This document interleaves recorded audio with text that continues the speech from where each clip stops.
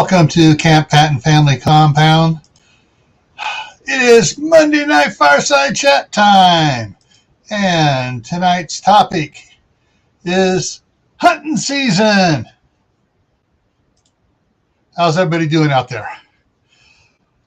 Wow. All right, so before we jump into that, I want to say hi to everybody. So I'm going to go up here to the side chat and get back up to the top here. First one in was Gear Grinding 19, and then MT Coiner. Yeah, get my tongue untied here. Followed by Jay. And Jay's ready to go. He's got his rifle sighted in. He's got plenty of ammo. All right. And then Howie came in. Food Forest Permaculture. Then our friend, the Jewish Redneck Prepper, Shalom. Uncle Al dropped in.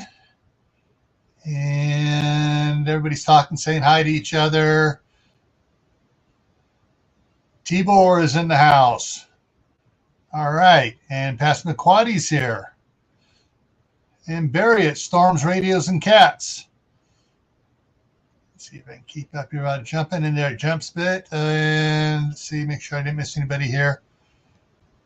All right. Those are all the ones that are typing in there and saying hi in the chat. So let's see what I want to do next here. I was hoping to get some hunters up here, and so what I'm going to do now, any of you hunters out there,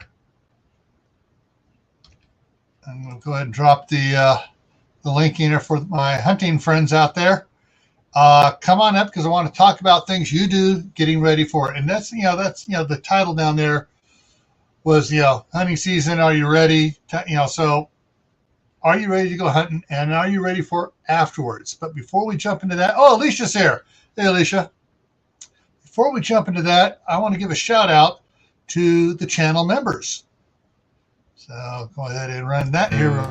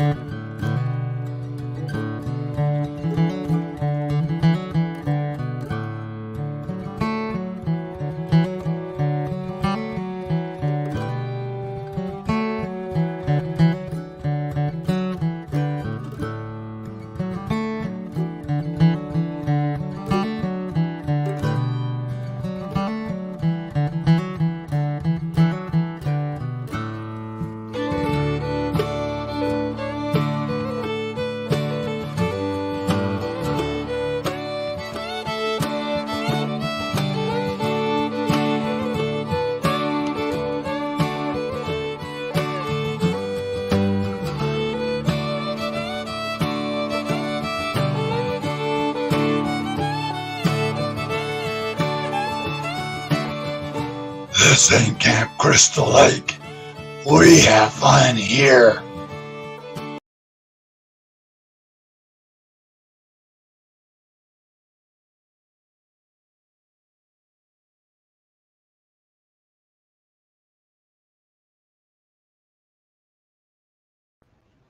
Oh man, I don't know. Did it totally lose the sound there for it, sputter in and out and everything?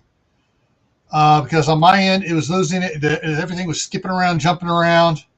Yeah, no sound. It muted. Okay, so that's not my end because that's loaded up to StreamYard, and there are some internet problems going on. So that was coming from StreamYard's side.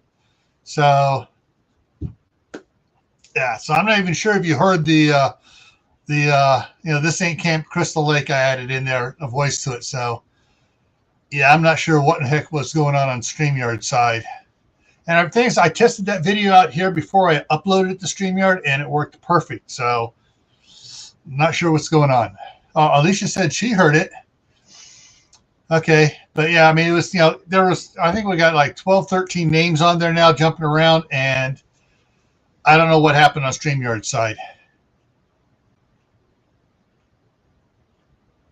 Yeah.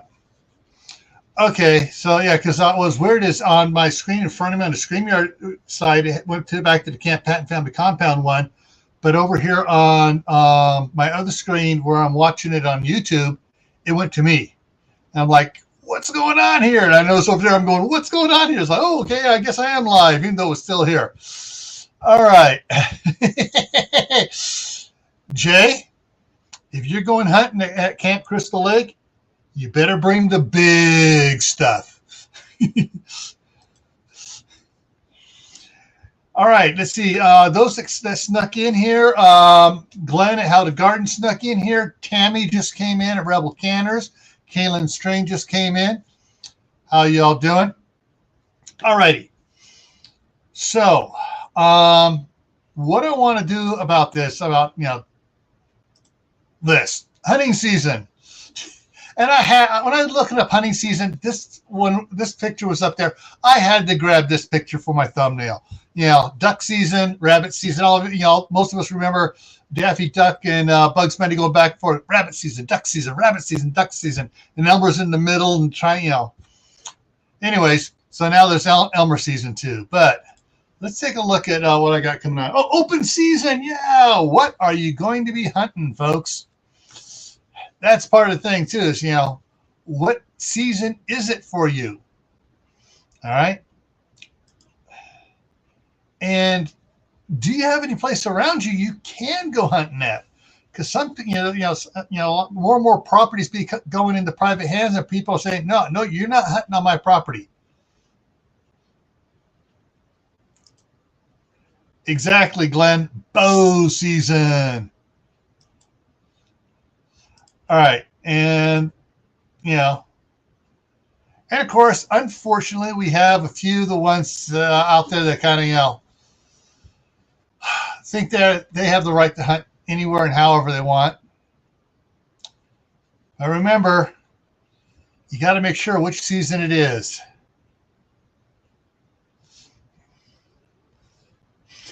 I had to throw that one up there too. And so with that, we're going to slip on back over here. And I'm going to drop that out, so just in case I need to put anything else up there.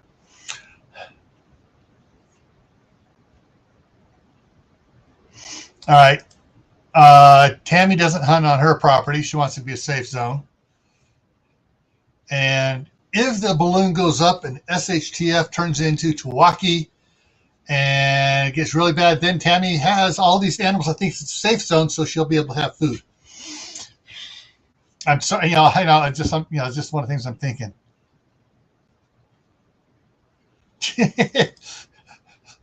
Tibor leaves the wood when black powder opens up.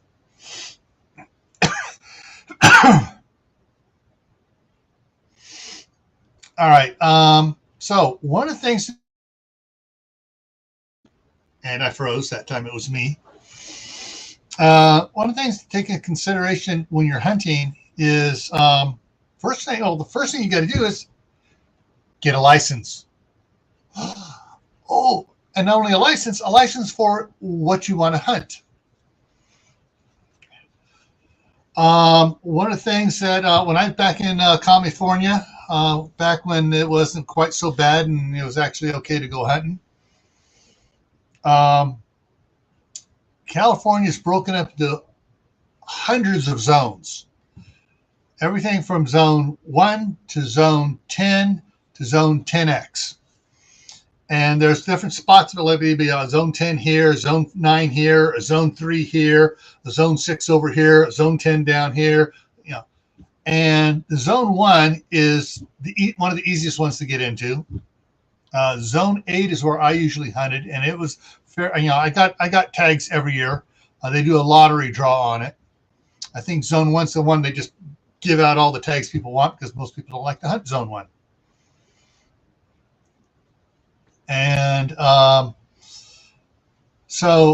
one of the places we hunted in zone 8, my cousins had a big lodge up there, and they gave me the movement report going on up there, because there was a lot of big elk and deer crossing from the 10X, which is very hard to get, across the highway up there, the road, their private road to their lodge.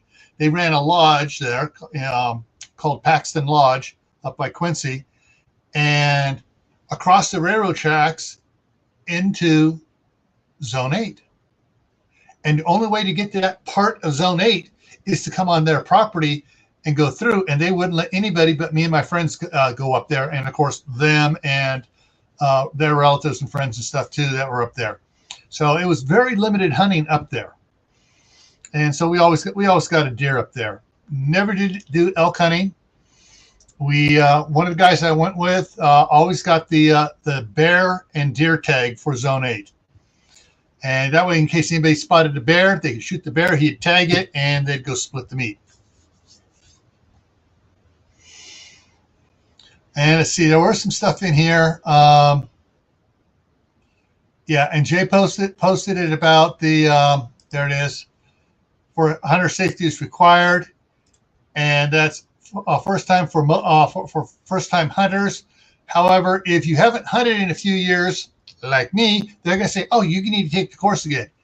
Even though when I was in California, I helped teach the course, as well as I helped teach firearm safety at the police academy.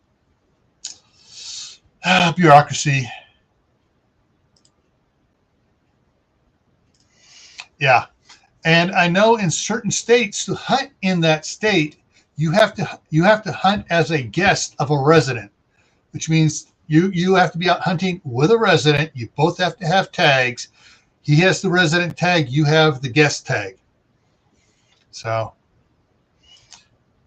and that changes around too. I know in California, they would have, first thing opened up was bow season, and it was open for like 3 weeks before black powder. Black powder was open a week before regular rifle. Yeah, Tibor, if I can find it. Hopefully I still have it in my box. I keep all my cleaning gear in and stuff for when I go hunting. I take it up there and I can clean the rifle after I shoot. So now you got your license. You got it for the area you want to hunt in. You got it for the animal you want to hunt. But wait a minute, what if you want to hunt multiple animals? Some states you have to get a different license for different animals. So you get one for deer. You get a deer with a bear extra on it.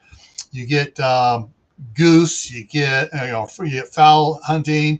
You get elk. You get moose. You get all the different ones. And so you got to figure out what you're hunting for. All right. So now you got all your tags.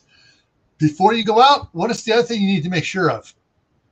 You have freezer space to put that meat in when you bring it back. Because if you come back and you got, oh, I got an elk and I got a deer and I got no place to put it.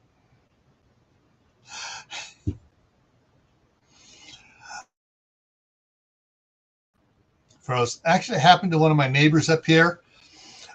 They didn't realize that the wife had filled up two of the chest freezers with ground beef and steaks and pork from Sam's Club and Costco.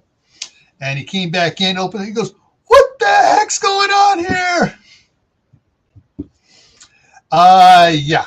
Fortunately, he knew the guy that ran one of the butcher shops up there that does, besides does beef, does hunting game as well. And he paid a little extra, got him to go ahead and butcher it up and store it there for a couple weeks while they canned everything that was in the freezer. When it canned a lot of meat and stuff, and he wound up buying another chest freezer from Sam's Club for, I think it was $199. Yeah, California has a lottery for certain zones. Some zones, like Zone 1, I think maybe Zone 2, you don't have to worry about it. As you get up, the higher the number up, the harder it gets to it. The Zone 9, 10, and 10X in California, really hard to get. And that's why guys would usually do it as a group. They get like 5 guys going in. We're a group of 5 hunting together. And they all put in for it. And if any one of them gets drawn, they all get drawn. And so that way they all, all right, this one gets us. Are we up? They've got 4 other people they're hunting with. They all get all part of their tags as well.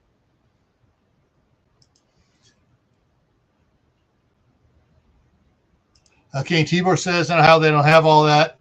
A general license for most. Deer tag was required, and there are several of those. Yeah, I heard someone else was I forget which state they were. They got, oh, I got my deer tag. That means I can get 3 deer. And it's like, wow. Yeah, in California, you got to put in for each deer you want to hunt.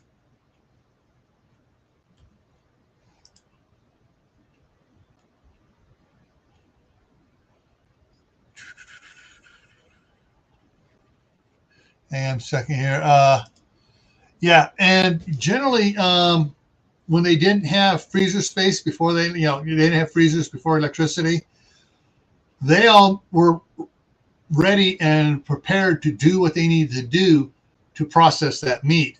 My neighbor wasn't ready to do that. It's like, oh, crud, surprise.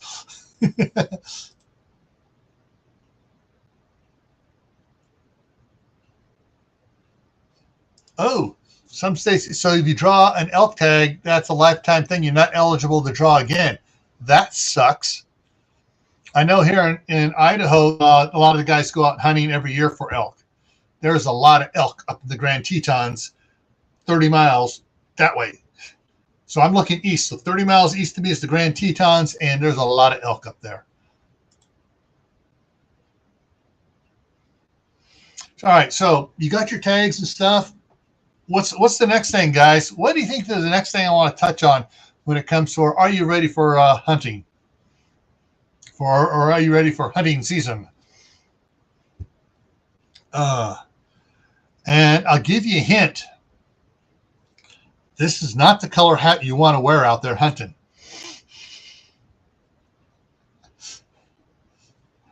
Waiting for someone to fire off into this chat, something in the chat there. So, and let me go ahead and pop this up over here.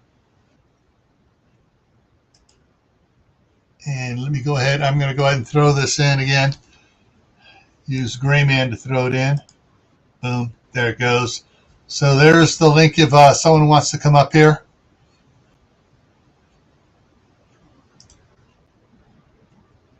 Okay, and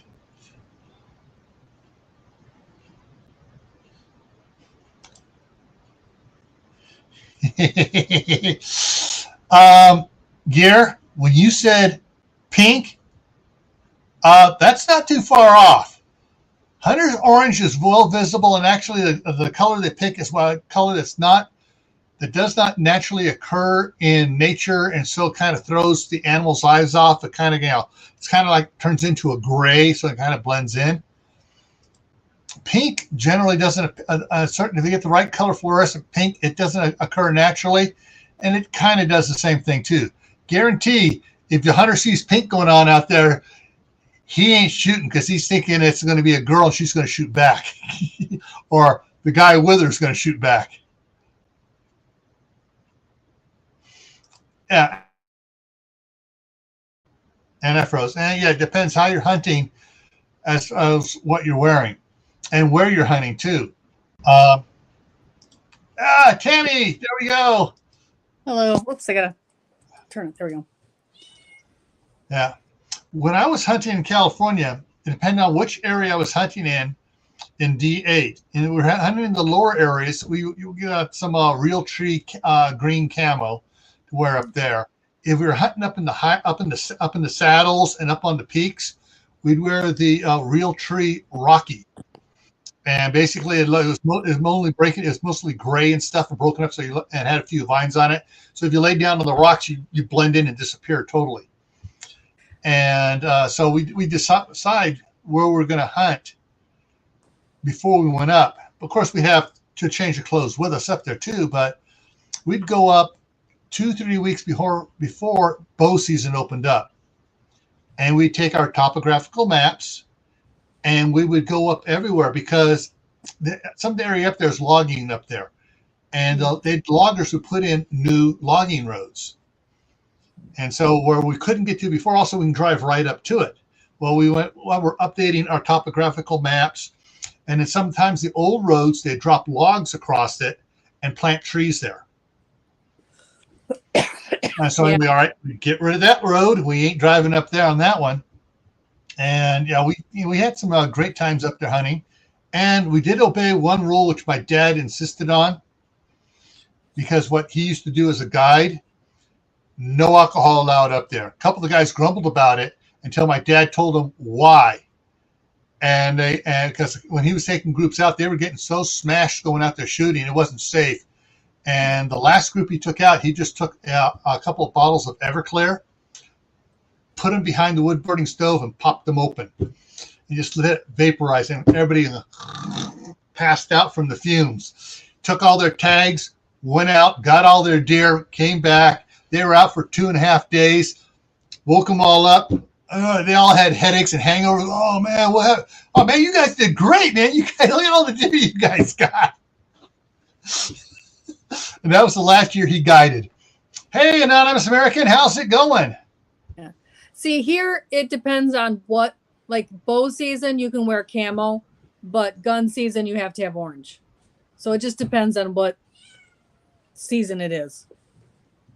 And we got Howie coming up here. Hey, Howie. Hey, Gil. Hi, Rebel. Yeah, the thing in California was it wasn't required, but it was recommended. Oops. Strongly recommended you wear the hunter orange hat. Yeah. And then some people wore the vest as well, the same color, because it kind of blended in. And otherwise, they can just do whatever they want. Some of the guys I hunted with, they said, "Screw that expensive stuff," and they just wore Levi. Here he's coming back in. Sorry about that. Yeah, Levi's, or they wore their Carhartt brown pants and the bright orange vest, and went up there and just and was surprising. Those guys practically always got a deer because they were old time hunters, and they knew exactly where to go, and they go hike up there, plop themselves down behind a down log or whatever, and just sit there and wait. Yeah. Can I show my crossbow? Sure. This is not a firearm, YouTube. This is not a firearm. This is a bow. It's not loaded, right, Howie? Hell no. Okay, it's not loaded, so it's not a violation of community standards. Got to say that so the AI picks up on it. Realizes, hey, this is unloaded. It's a bow, not a rifle.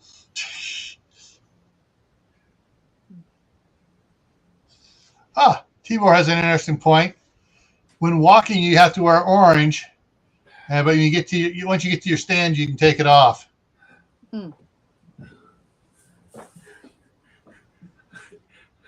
Turn it sideways, Howie. Now rotate it up sideways again, so we look down at the top of it.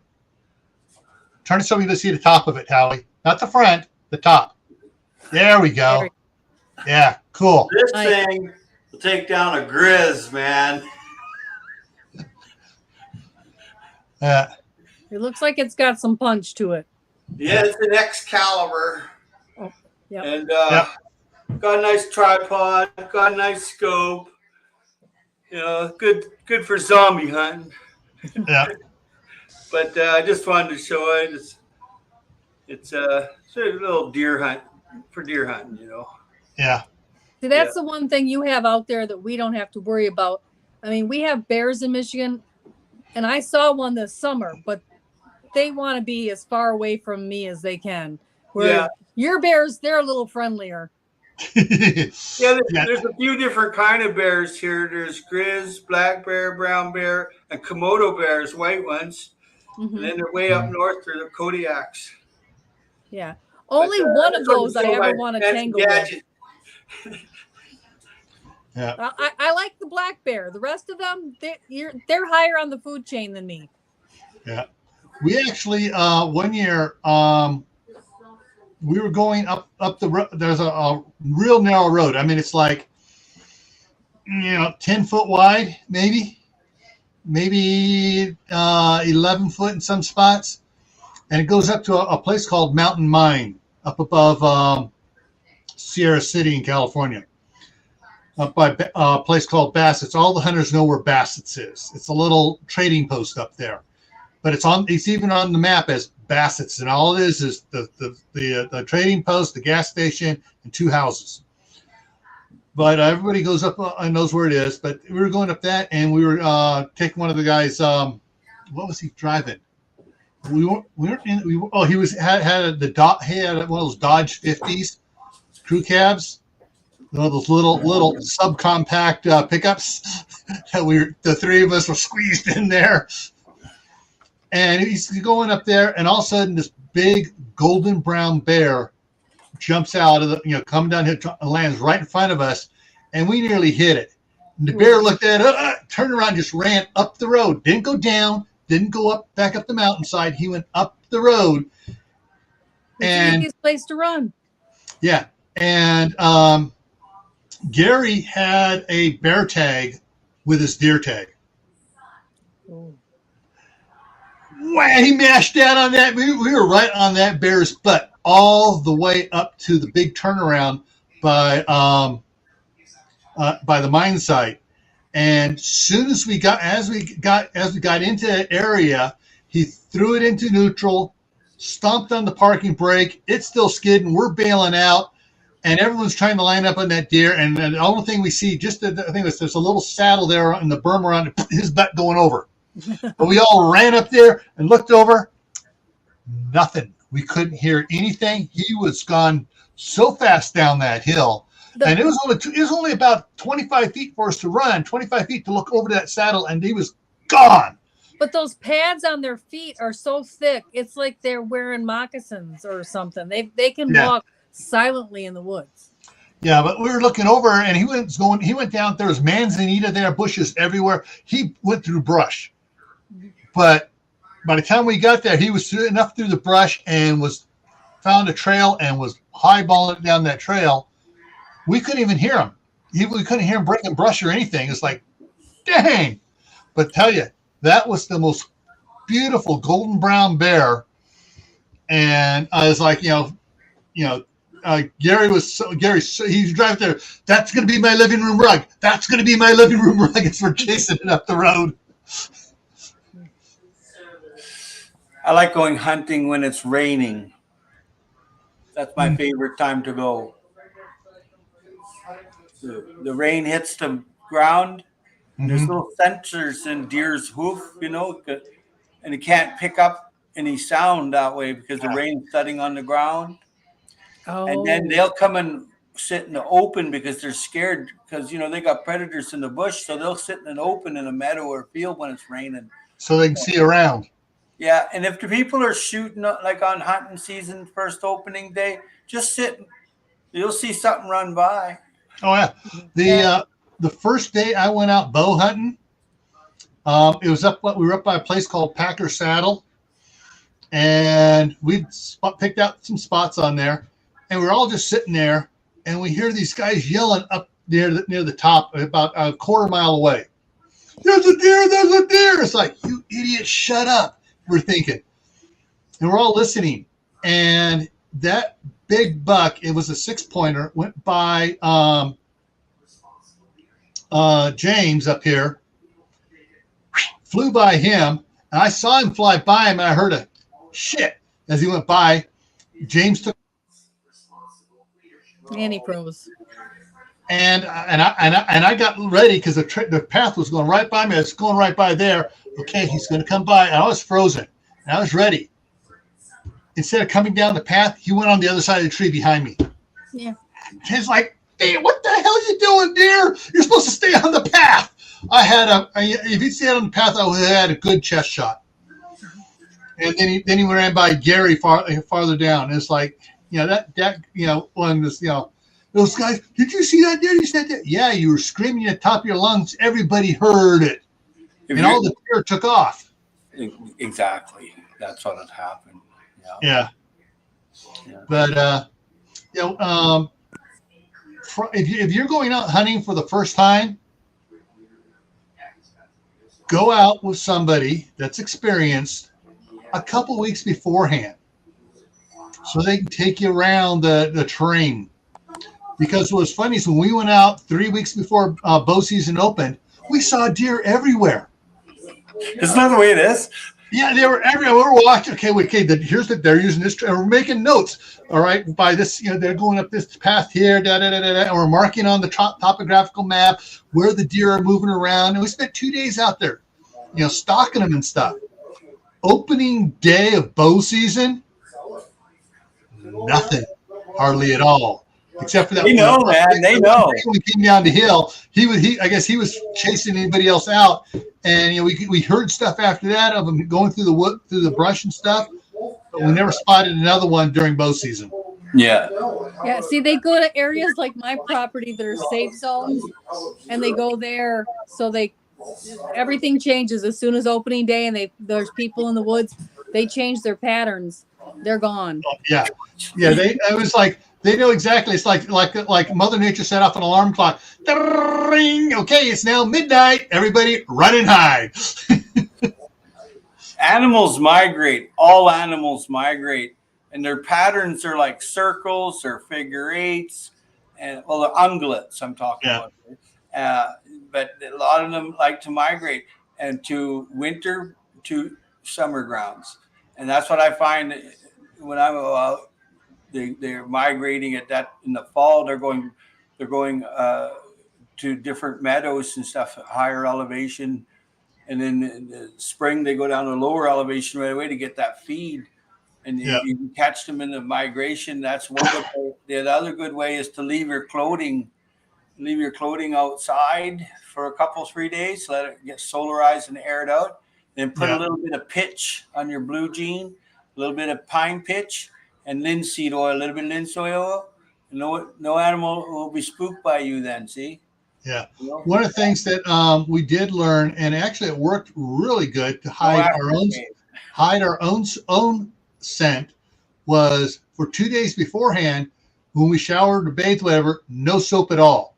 Just use hot water and stuff and everything else, and use Menon unscented stick deodorant or antiperspirant.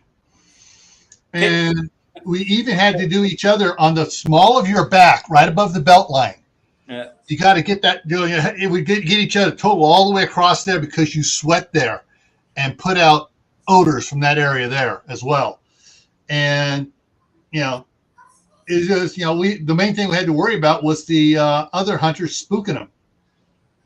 Because we were sitting there watching some deer come up, the other hunters come tromp up the hill. Like, jeez. And the deers were looking around. Then the breeze comes, and as soon as the breeze hit those other hunters, we could smell those hunters. And went right over the saddle there, and the deer. Deer are habitual. If you see a deer somewhere, he's going to be around there still. Next day after. They're habitual. And we got a lot of city deer here. They come right into the food forest, but I'm not allowed to hunt them. But after SHTF, they're fair game.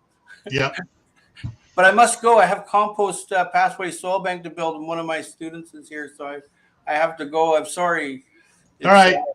It was fun talking to you, Gil, and Rebel, and everybody. Thank you kindly, and happy hunting. Hunt, gather, and grow. Yep. Thanks for sharing your bow. You're welcome, Gil. Anytime. All right. And Jay says bathe with baking soda that supposedly kills human scent. The one thing that does, I've learned afterwards, that kills human scent really good is once you're done bathing, you get out like the unscented baby wipes, that have dried out, and rehydrate them with rubbing alcohol. Rubbing alcohol kills all the bacteria that's produced in the stink.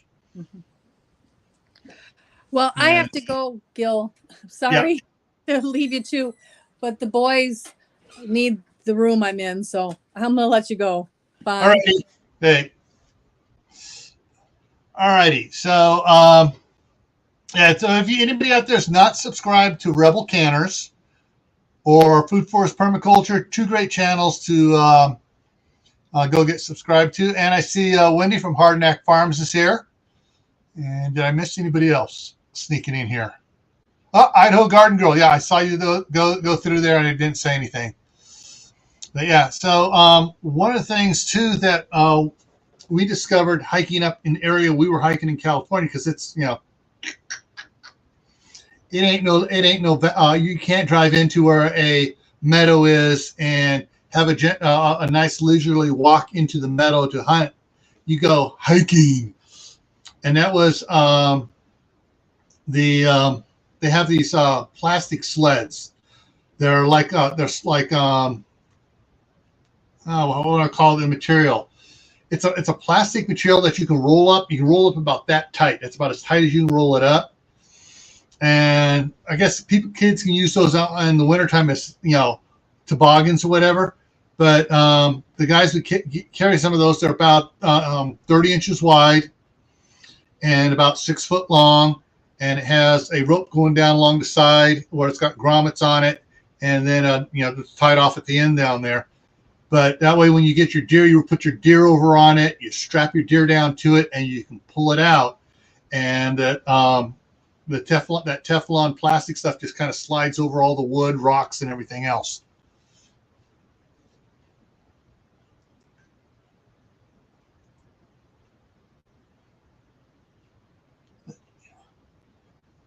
Yeah. Yeah. Deer. One of the things we found out we were hiking to our area, we would space ourselves out about 75 feet, because sure enough, the one guy go up there very slowly and quietly in the front. He'd go by some trees with the low hanging boughs and stuff, and he'd be about 25 feet past it. All of a sudden, boing, boing, the deer would hop out and, you know, come, you know, at sort of direction back towards the next person. Yeah, we've gotten a few deer that way.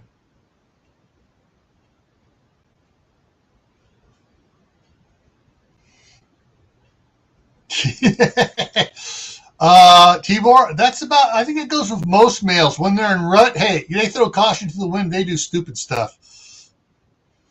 I've seen some guys do some stupid stuff at the bars trying to hit on the ladies. All right. So, so we kind of covered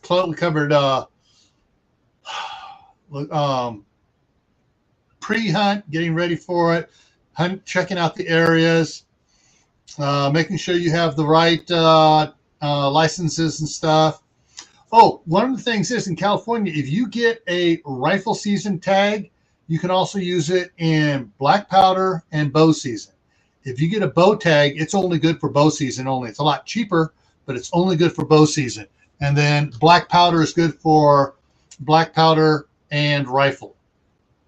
I'm not sure how it is in other states, but at least that's the way it was when I hunted back in the day.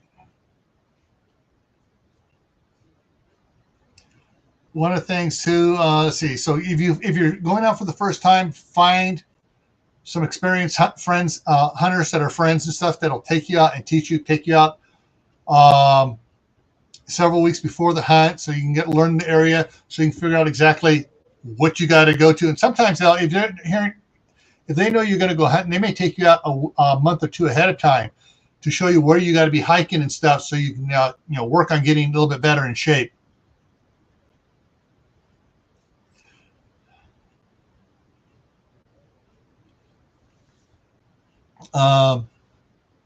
So I was just reading up on the chat there, keeping up on the chat there, talking about, and also talking about driving from Ohio to North Carolina.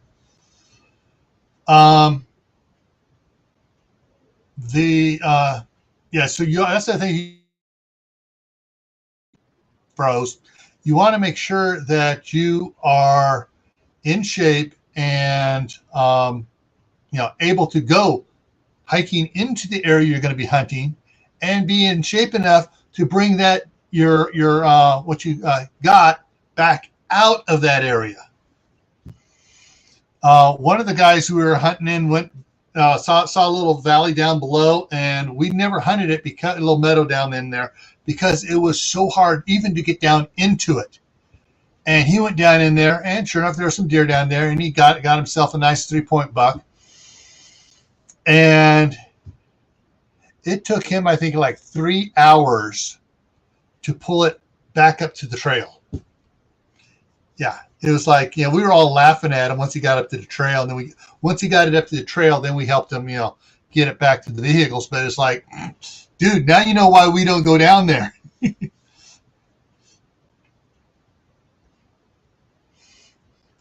Yeah. I know here in Idaho, I haven't been here that long, but on I-15, heading north and south, there's been a bunch there. Not too many on I-91 because the speed limit is only 55, or on I-15, it's 80 miles an hour. But I did notice that going from Wells, Nevada up to Twin Falls on 93, Highway 93, they got areas where they just put up big 10-foot tall fences along the side, and they get to a certain area and they put in culverts under the freeway, or it's not a freeway, it's a highway, under the highway, so the deer and elk will go under and not try to cross on, because that's one of the main migration points. So they've made it with several of these things where they can go underneath there and not have to cross the highway and become a hood ornament.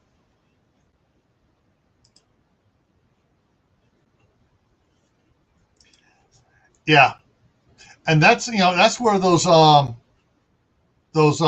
plastic skids came in handy. They made it a lot easier to drag it back because there was less resistance on the ground, and also it didn't beat up the meat as much hauling it back on those.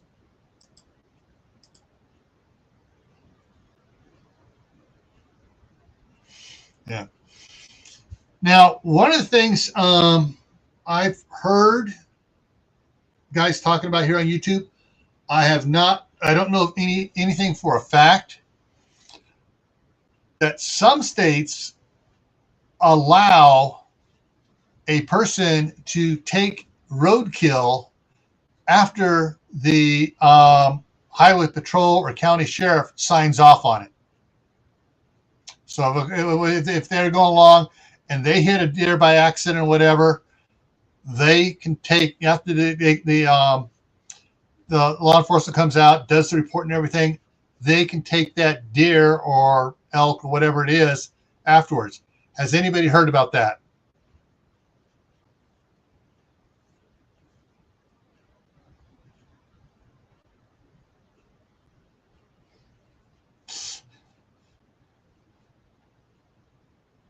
All right, so in Iowa, that is allowed. Okay, I'm not sure about Oklahoma. I thought I heard one of the guys in Oklahoma saying that it's allowed down there.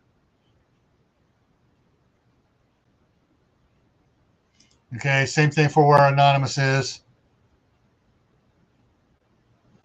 Okay, you have to get a permit for roadkill deer, and there's a call list for it.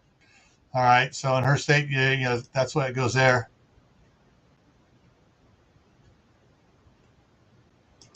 Okay, in ML, you have to call the conservation department and ask whether they give the okay on that. Is up in the air. Okay, so they make it short when you call it, say, no, not this time, or yes, it's okay. Ah, cool. And in Kentucky as well. Ain't allowed in California. They consider that poaching because some lawmaker, someone was joking around and mentioned, oh, they probably hit that deer on purpose just so they could get it. And so so they passed a law saying that people can't take roadkill. Hey, Ginger Ninja, how's it going? So anyway, deer season's opening up around different places. In fact, trying to remember, I'm not sure. It may have been this past Saturday, bow season opened in California. It's been a few years since I did it. And rifle season opens up. Let me take a look at the calendar. Rifle season opens up for sure the 24th. because it always opens the Saturday before my birthday, and we'd always, hey, all right, see you later, Uncle Al. So we'd always go hunting before my birthday, and the funny thing about that was I bought a house in the end of July in 87. I did some work on it through a little bit of July into August a little bit. It was a 3-bedroom, 3-bath house. Rented out one of the rooms as a share rental. Rented out the second one about a week before deer season opened, and that room I rented to the staff sergeant. And so they saw me, the two ladies I rented the rooms to were going, okay, where are you going? They see me packing everything up. Oh, we're going deer hunting this weekend. Went up, came back with a deer, dropped it off at Kinder's. At that time, Kinder's meat still processed there. And then Chris, staff, so she was talking afterwards and stuff with me and everything else. And about 4 days later, we were really talking serious. And I think it was on the October 12th, we got engaged. 2 months and we were engaged, hey, and it's lasted over 30 years.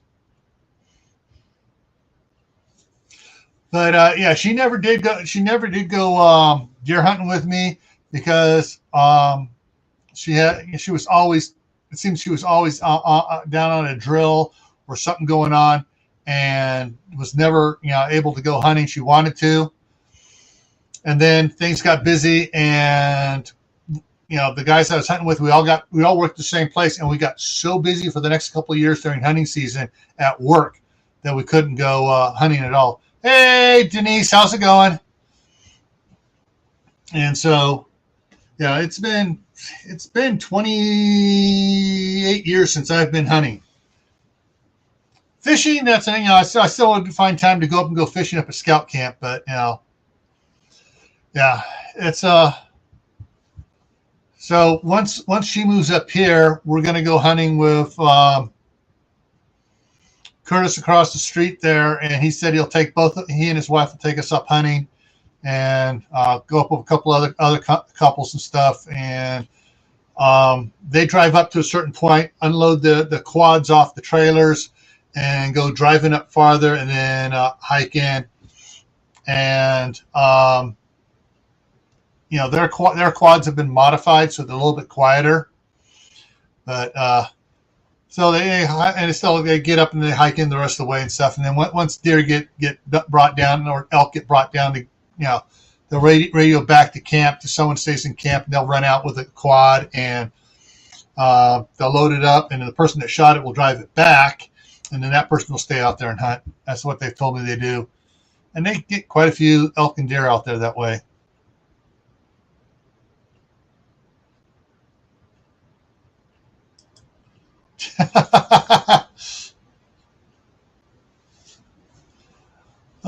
Was he getting mad because he didn't get deer, or was he mad because you were hunting and he didn't believe you should be hunting? So what is it, Jay?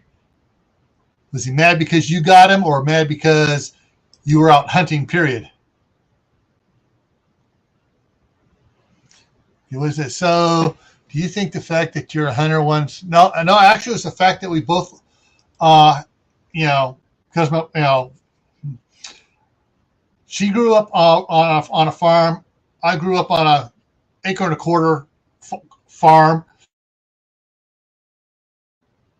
Froze, and we saw the garden stuff. We had a lot of the same interests. We like to go hiking together. We like to go fishing. She wanted to learn how to hunt, so I was going to be the one teaching her to hunt, even though I'd only been hunting for 3 years. So, and we just clicked. I mean, it was just, it was like, the pheromones were from each of us were firing at each other, and everything clicked.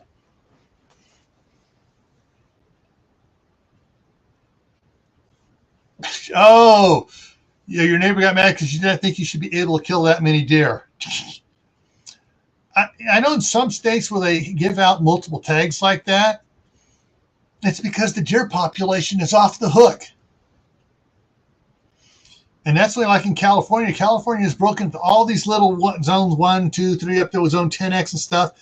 And the areas where they're overpopulated, that's what the zone, that's what the zone number gets lowered, so they get more hunters in there to hunt it.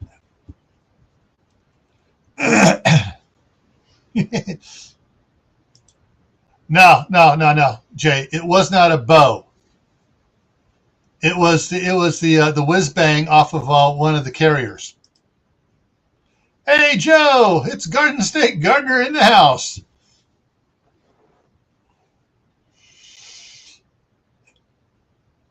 Yeah. So yeah, that's some of the stuff going on there. All right, so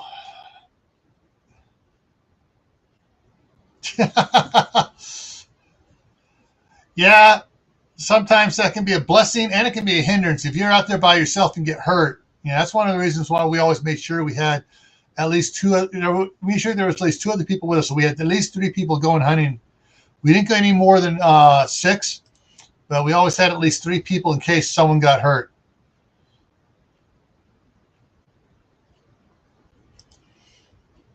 Whoa, city hunting?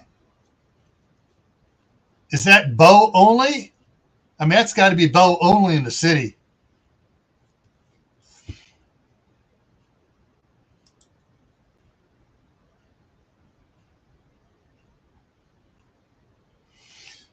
Yeah. Oh, okay. Yeah, I got to get in and find out exactly what's going on here.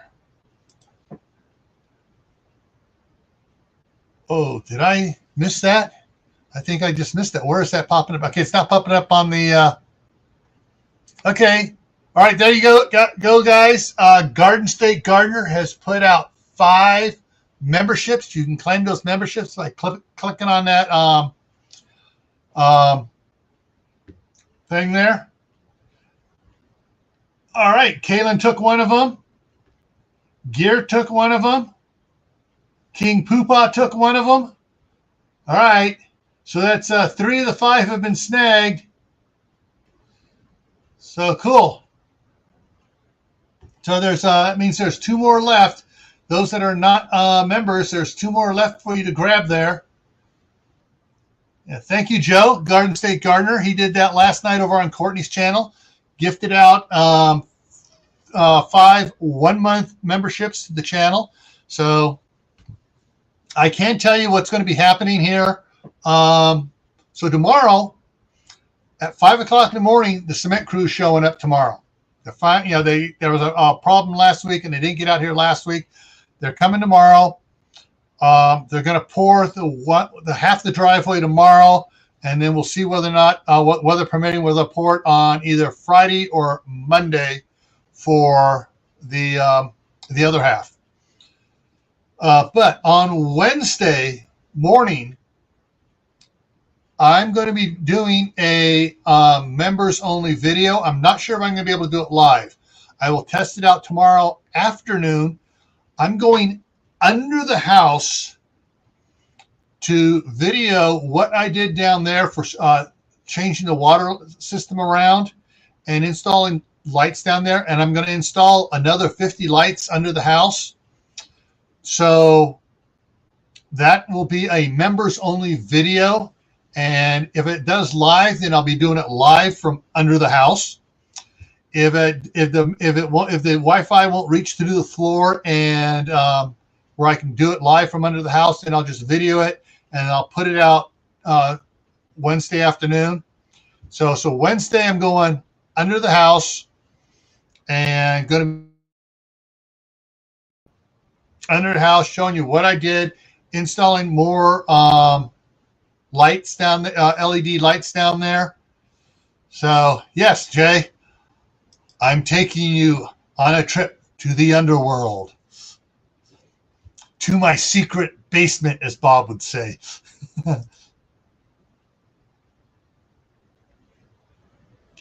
Okay. Joe, did all the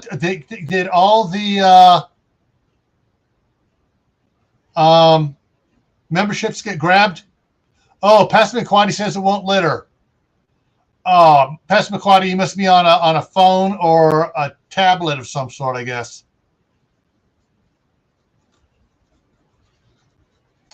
Katie, it doesn't show you.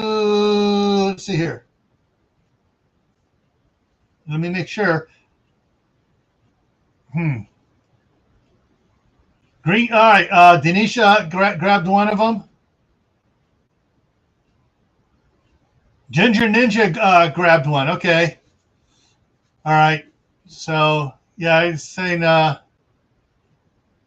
all of them have been grabbed already. Thank you, Joe. Again, everybody, check out what. All right. Kaylin or somebody throw up Joe's channel link in there, please.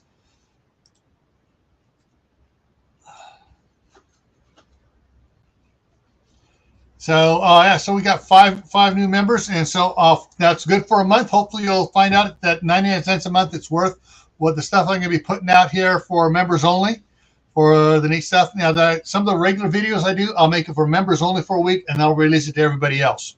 And there are some videos I do that are members only, and there are a bunch of photos I post that are members only as well. And when I go to California, sometime between now and October 18th, I'm going to do a members only live stream from California with the staff sergeant. So that'll be one coming up here. So everyone that just got a membership should still be a member when I do that live, if everything goes good with the concrete pour and the gutters. The guy is coming for the gutters next week to put gutters on it. So we'll have gutters and concrete driveway and be ready for the snow. And the gutters, he's putting the heat tape in there so the gutters don't freeze up.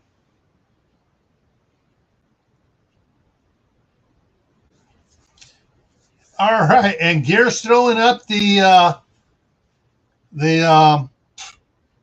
emojis, the membership only emojis. Yeah, so let me throw some up here. And there's a salute here to the, should I get the right number here? There we go, boom. So there are the emojis, the membership only emojis you can use. And so, woo!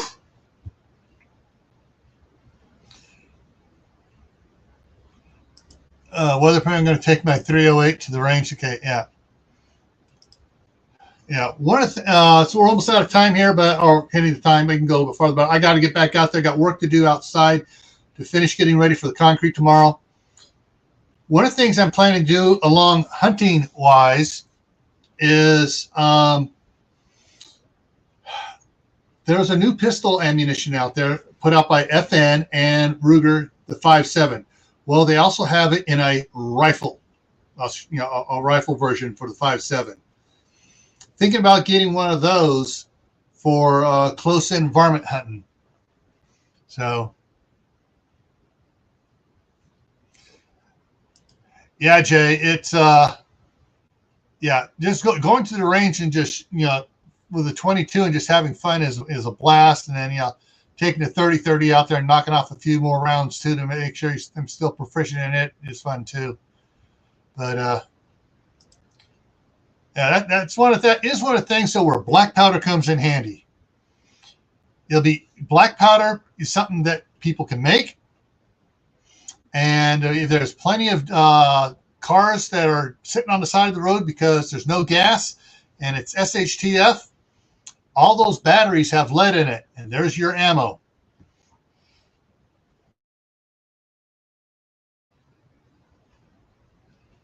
Okay, and Oh, you like that fire, the fire badge logo or whatever, emoji, whatever. Yeah, that was a cool one. I've got a couple more. I'm gonna check to see when I can add more emojis out there, and I'll be adding a few more emojis as well. All right, so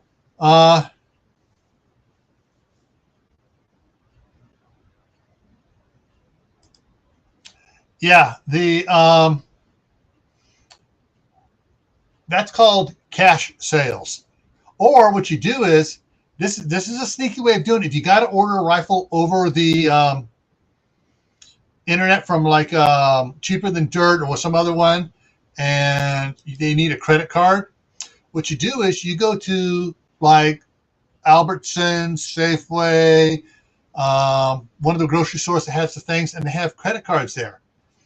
And you get the credit card and you put cash on it. So you put the cash a little bit more than what the firearm is going to cost. That way, when you buy it online, it comes off that credit card, which is like a disposable phone. They can't trace it as far as for that, but there you're still, even if you do sell, if you're buying buying ammunition, that is. Buying a gun, there's going to be records because you got to get the FFL paperwork filled out on it. Unless, of course, you're buying a pre-charged pneumatic rifle, which there is no federal paperwork on at all.